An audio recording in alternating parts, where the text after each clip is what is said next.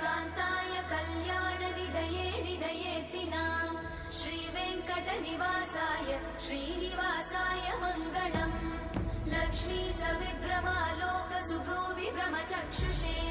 चक्षुषे सर्वलोकानां वेङ्कटेशाय मङ्गलम् श्रीवेङ्कटाद्रिशृङ्गाग्रमङ्गलाभरणाङ्गये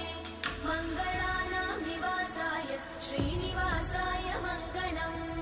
सर्वावयव सौन्दर्य सम्पदा सर्वचेतसां सदा सम्मोहनायास्तु वेङ्कटेशाय मङ्गलम्